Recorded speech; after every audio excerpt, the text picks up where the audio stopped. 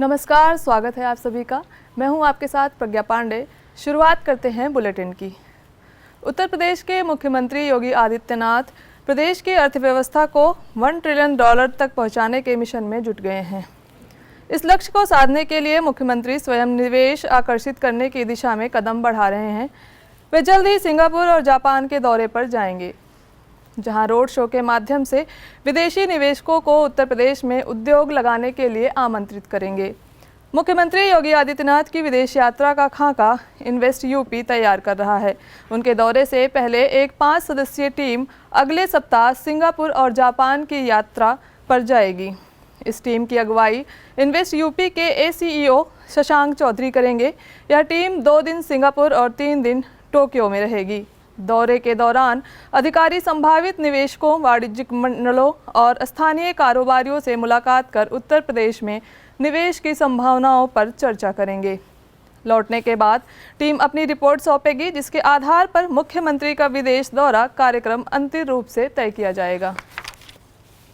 CM योगी का vision Uttar Pradesh को एक बड़ा औद्योगिक हब बनाने का है। राज्य सरकार ने इसके लिए कई नीतिगत सुधार किए हैं ताकि विदेशी और देशी दोनों निवेशकों को आकर्षित किया जा सके। औद्योगिक नीतियों को सरल बनाया गया है, अनुमोदन प्रक्रिया को तेज किया गया है और निवेशकों को हर स्तर पर राहत देने के उपाय लागू किए गए हैं।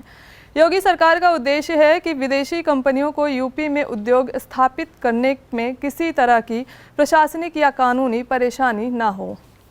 दरअसल इन्वेस्ट यूपी इस समय दुनिया के 8 देशों में रोड शो आयोजित करने की योजना पर काम कर रहा है। इनमें से 2 देशों सिंगापुर और जापान की यात्रा पर मुख्यमंत्री स्वयं जाएंगे। उनके साथ प्रदेश के कई वरिष्ठ मंत्री भी विदेश यात्राओं पर जल्द ही जाएंगे और यह घोषणा की जाएगी कि कौन मंत्री किस देश में रोड शो की अगुवाई करेगा। प्रदेश के मत्स्य मंत्री संजय निषाद अयोध्या पहुंचकर विभागीय अधिकारियों के साथ बैठक कर मत्स्य योजनाओं की समीक्षा की। उन्होंने मछुआरा समुदाय से मुलाकात कर उनकी समस्याएं सुनी और उन्हें आश्वस्त किया कि सरकार उनके हित में काम कर रही है। मीडिया से बातचीत में संजय निषाद ने कहा, बिहार में बिहार है और वहां की जनता से अपील की कि एनडीए सरकार बनाएं। उन्होंने कहा कि जब केंद्र और राज्य में एक ही सरकार होती है तभी विकास की रफ्तार तेज होती है। निषाद ने दावा किया कि पूर्व की सरकारों ने मछुआरों को ठगा, जबकि वर्तमान सरकार उनके हित में काम कर रही है। उत्तर प्रदेश में 140 मत्स्य परियोजनाएं चलाई जा रही हैं, जिनमें से 2 पूरी हो चुकी हैं। राहुल गांधी पर व्यंग्य करते हुए निषाद ने कहा, मैं मछली डाल रहा हूं, वो मछली पकड़ रहे हैं। निषाद ने अब किसी के जाल में फंसने वाले नहीं हैं। बिहार में भी बाहर आए, वहाँ एनडीए सरकार आए, यही मेरी अपील है। क्योंकि केंद्र और राज्य में जब सरकार होती है तभी विकास होता है, तभी अभिभावक ठीक से काम करता है। वहाँ के भी मछुआरे 18% हैं, उनके भी आरक्षण के मुद्दे पर वोट कर रहे हैं, क्योंकि पिछली सरकारों ने सबने ठगा है वहाँ के मछुआरों को। तो मैं सबके कहा हूँ कि भाई आज के दिन में एनडीए के साथ रहें, एनडीए को अपील करके वोट डालें। लगभग हमारे आपके फैजाबाद में हम जो बताएं लगभग 140 के आसपास 140 के आसपास इनकी परियोजनाएं हैं, जिसमें 2 परियोजनाएं अपूर्ण है, बाकी पूर्ण हो गई हैं। और मत्स्य उत्पादन की जो बात कर रहे हैं, उत्तर प्रदेश सर्वोत्तम प्रदेश है मत्स्य उत्पादन में। 2 साल से हमें पूरे देश में 1 नंबर का उत्पादन का खिताब मिल रहा है। हम चाहते हैं, आत्मनिर्भर बन गया है उत्तर प्रदेश। अब हम दूसरे प्रदेशों, दूसरे देशों को भी मछली उत्पादन में हाईटेक करके इनको लेके आए। राहुल गांधी भी मछली के लिए कूदने लगे। मैं मछली डाल रहा हूँ, मछली पकड़ रहे हैं। निषाद अब किसी के जाल में फंसने वाला नहीं है, बल्कि ये खुद जाल में फंस गए तभी तो कूद रहे हैं। निषादों ने अपने जाल में फंसाया है, इसीलिए नदी में कूद। समाजवादी पार्टी के वरिष्ठ नेता आजम खान ने मीडिया से रूबरू हुए कहा, उन्होंने विरोधियों पर जमकर हमला किया। बिहार चुनाव पर आजम खान ने खुलकर अपनी बात रखी। आजम खान ने बिहार चुनाव में न जाने की वजह भी बताई। आजम खान ने प्रधानमंत्री नरेंद्र मोदी को चैलेंज देते हुए रामपुर से चुनाव लड़ने की चुनौती तक दे डाली है। उन्होंने राहुल गांधी की वोट चोरी के मुद्दे पर राजनाथ सिंह के पलटवार पर भी जोरदार हमला बोला है। तो सफाई दे दे, कौन मना कर रहा है? अदालत में भी चोर अपनी सफाई देता है तो उसमें क्या हो गया? अपने आप को ईमानदार साबित कर दें, बगैर बेईमानी के चुनाव करा दें, और ख़ुद रामपुर में हम चुनौती देते हैं कि जो लोग जीते हैं हमारे कैंडिडेट के ख़िलाफ़ खुद शहर की सीट से, अगर हिम्मत है तो देश का सबसे बड़ा व्यक्ति आकर चुनाव लड़ ले यहाँ, तो दिखा दे जीत कर। इसी पर फैसला हो जाए, हमारी राजनीति का भी और उनकी राजनीति का भी साबित हो जाएगा चोर कौन है। वरिष्ठ पुलिस अधीक्षक बरेली के निर्देश पर अभियान चलाया जा रहा है। अभियान के तहत थाना बरादरी पुलिस ने अंतर्राज्यीय स्तर पर मादक पदार्थों की तस्करी करने वाले 2 शातिर तस्करों को गिरफ्तार किया है। इनके कब्जे से 1 किलो 11 ग्राम अवैध मार्फिन जिसकी अंतर्राष्ट्रीय बाजार में अनुमानित कीमत करीब 1 करोड़ रुपए बताई जा रही है। एक मोटरसाइकिल तथा 2 मल्टीमीडिया मोबाइल फ़ोन बरामद किए गए हैं। वहीं एक आरोपी मौके से फरार हो गया है। फरार और आरोपी नवनीत की गिरफ्तारी के प्रयास तेज कर दिए गए हैं। पुलिस उसके नेटवर्क तथा माल की सप्लाई श्रृंखला की जांच कर रही है। इस वर्ष अभी तक टोटल 240 ऐसे एनडीपीएस एक्ट के अंतर्गत मुकदमे लिखे गए हैं, जिनमें 440 के लगभग अभियुक्तों को, ऐसे तस्करों को जेल भेजा गया है। और इसी क्रम में थाना बरादरी पुलिस द्वारा सराहनीय काम करते हुए 2 ऐसे गैंग्स को पकड़ा है जो मादक पदार्थों की तस्करी करते थे। इनमें से जो पहला गैंग है, इसमें 2 व्यक्तियों को, 2 अभियुक्तों को गिरफ्तार किया गया है। इन दोनों को 1 किलो 11 ग्राम मॉर्फिन के साथ में इनको गिरफ्तार किया गया है। इनके पास से ये बरामद हुई है। और जो मॉर्फिन बरामद हुई है, इसकी अंतर्राष्ट्रीय बाजार में कीमत लगभग 1 करोड़ रुपए है। इनके पास से एक मोटरसाइकिल बरामद हुई है और 2 स्मार्टफोन्स बरामद हुए हैं। इसके अतिरिक्त दूसरा प्रकरण है हमीरपुर जिले में नाबालिग किशोरी के साथ हुए सामूहिक दुष्कर्म और उसके बाद तेजाब पिलाने के आरोप ने पूरे क्षेत्र को झकझोर दिया है। घटना बीते 28 अक्टूबर की बताई जा रही है, जिसमें गांव के ही 3 युवकों पर गंभीर आरोप लगे हैं। परिजनों के अनुसार आरोपियों ने वारदात के बाद पीड़िता को तेजाब पिलाकर उसकी जान लेने की कोशिश की, जिससे उसकी हालत गंभीर हो गई। बताया जा रहा है कि पीड़िता की हालत में अपेक्षित सुधार न होने पर झांसी मेडिकल कॉलेज ने उसे पीजीआई लखनऊ रेफर कर दिया है, लेकिन आर्थिक स्थिति कमज़ोर होने के कारण परिजन उसे वापस हमीरपुर जिला अस्पताल लाने को मजबूर हो गए हैं। बताया गया बाद में पीड़िता का इलाज अभी कानपुर में चल रहा है। मामले में पुलिस ने पीड़ित की तहरीर कर कानूनी कार्रवाई शुरू कर दी है।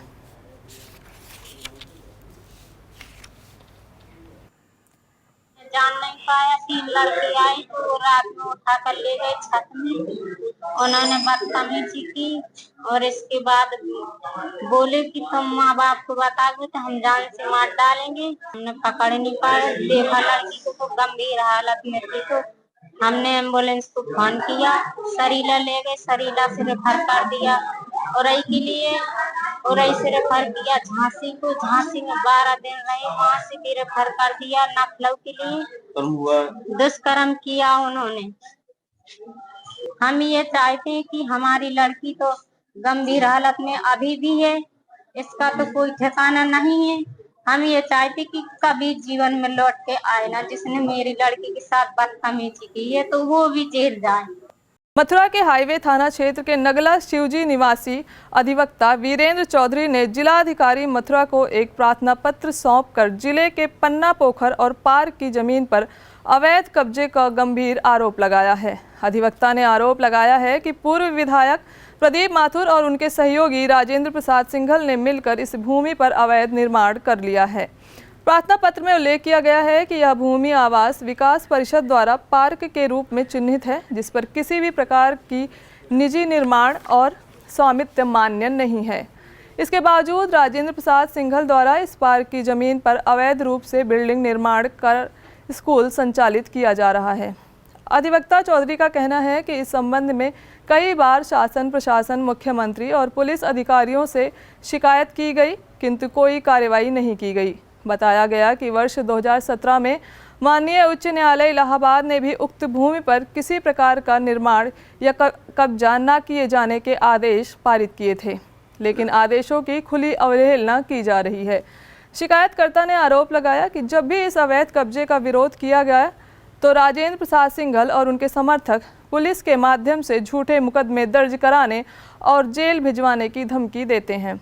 इससे क्षेत्र में भय का माहौल बना हुआ है और कोई भी व्यक्ति शिकायत करने की हिम्मत नहीं करता। अधिवक्ता ने जिलाधिकारी से मांग की है कि उच्च न्यायालय के आदेशों का पालन सुनिश्चित कराते हुए पार्क पोखर की जमीन पर किए गए अवैध कब्जे को तुरंत हटवाया जाए और दोषियों के खिलाफ मुकदमा दर्ज कानूनी कार्रवाई की जाए।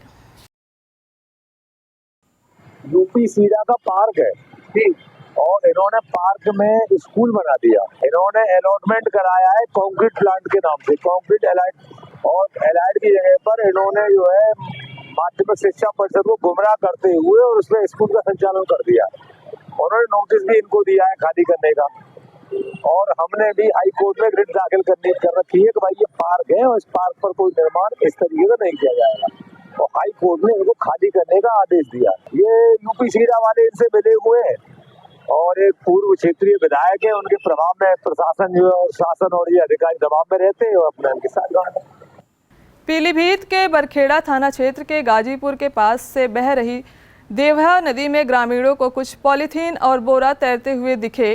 ग्रामीणों ने इसको संदिग्ध मानकर पुलिस को सूचना दी और बोरे एवं पॉलीथीन को बाहर निकाला। उनमें से जो विशेष मिले वह प्रथम दृष्टया गोवंश के अवशेष प्रतीत हुए, जिनको मेडिकल के लिए लैब भेज दिया गया है और इस संबंध में मुकदमा पंजीकृत करके कठोर कार्रवाई की बात की गई है।